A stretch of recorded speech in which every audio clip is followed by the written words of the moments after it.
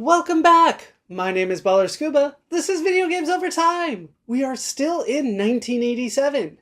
Today, we're going to talk about RoboCop. The story of RoboCop takes us to an American screenwriter named Edward Neumeier. Edward Neumeier got his start after graduating from the University of California at Los Angeles, UCLA, by working as a production assistant on the television show Taxi. Neumeier then went on to be a script reader at both Paramount Pictures and Columbia Pictures. He urged the production of Risky Business, which allowed him to move on to be a junior executive at Universal Pictures. Interested in science fiction films, action films, and mature comic books, Neumeier was able to get onto the set during the filming of the 1982 film Blade Runner. He used the opportunity to learn more about the filmmaking process.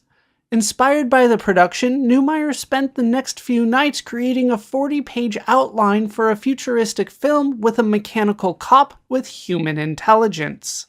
While looking through the story submissions at Universal, Neumeier came across a student video by aspiring director Michael Miner. The two would then work together over several months to finalize the script. The spec script was completed by December 1984. The script was given to a few industry associates in early 1985. They received 2 offers and decided to go with director Jonathan Kaplan and producer John Davison with Orion Pictures.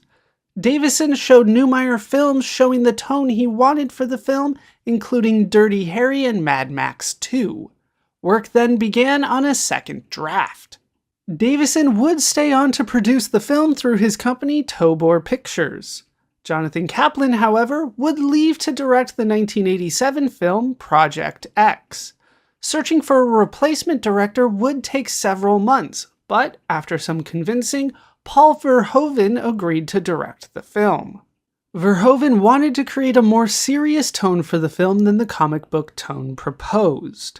He asked for a third draft. However, after reading the third draft, Verhoeven agreed that the comic book tone was better and reverted back to the second draft of the film. When it came to casting the film, Orion Pictures wanted to get an established action star, particularly Arnold Schwarzenegger, to play RoboCop. However, some felt that many of the actors, especially Schwarzenegger, would be too bulky to look good in the RoboCop costume. Peter Weller was eventually cast in the title role, based in part on his work in 1984's The Adventures of Buckaroo Banzai Across the Eighth Dimension. The special effects team was led by Rob Bottin and would play a large part in the film.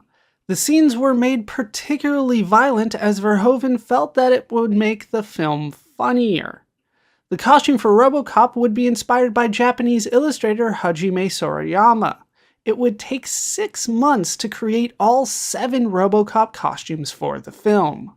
Principal photography began on August 6, 1986, with a budget of $11 million, just under $32 million in 2026, primarily on location in Dallas, Texas. Despite some issues not only with the heat in Texas, but also minor conflicts between cast and crew, filming concluded in late October 1986. Marketing for the film proved difficult. Despite the R rating by the MPAA, the title of the film was seen as a hindrance to getting adults interested in the film. When the initial trailers were sent out, some audiences laughed at the film, disheartening the marketing team.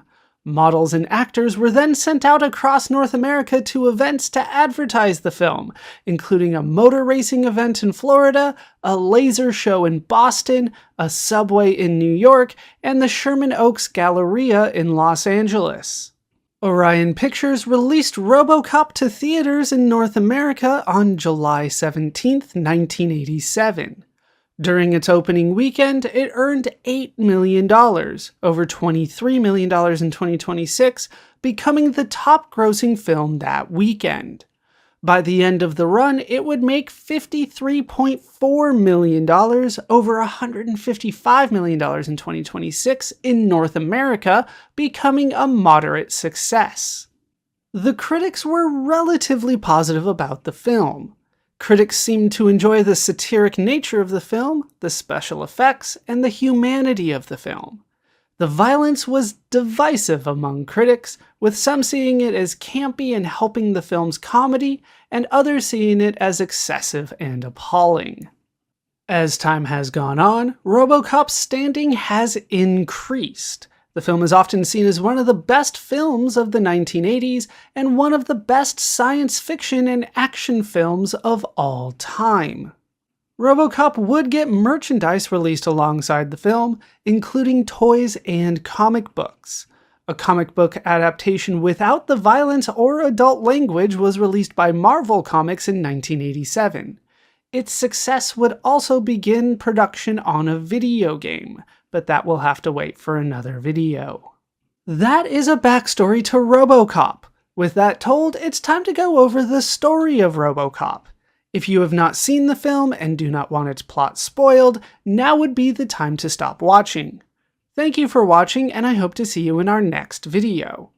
For those that have stayed, let's talk about the plot of RoboCop. Set in a near-future dystopia, Detroit is overrun by crime. The large corporation Omni Consumer Products, OCP, has been given control of the Detroit Police Department. OCP creates and demonstrates a law enforcement droid named ED-209 that is designed to replace human officers. However, ED-209 malfunctions and kills a volunteer. This shifts OCP's focus to another project, RoboCop. Meanwhile, police officer Alex Murphy pursues a criminal and his gang. However, the gang ambushes Murphy and kills him. Murphy's corpse is then converted into RoboCop, an armored cyborg without any memory of Murphy's life. RoboCop is programmed with 3 public prime directives: serve the public trust, protect the innocent, and uphold the law. RoboCop is assigned to Metro West and is praised by the media for his efficiency. His former partner, Ann Lewis, however, suspects that RoboCop may be Murphy. RoboCop has a nightmare of Murphy's death during maintenance. Lewis confronts RoboCop and calls him Murphy. RoboCop investigates Murphy's home in search of answers, but finds that his wife and son have already moved. RoboCop goes after the gang that killed Murphy and gets the leader to admit the gang works for OCP. RoboCop then goes to OCP to arrest the executives, but that is when a secret 4th prime directive is revealed. RoboCop cannot act against OCP executives. The executive releases ED-209 to destroy RoboCop. RoboCop is able to escape, but is attacked by the police under OCP's orders.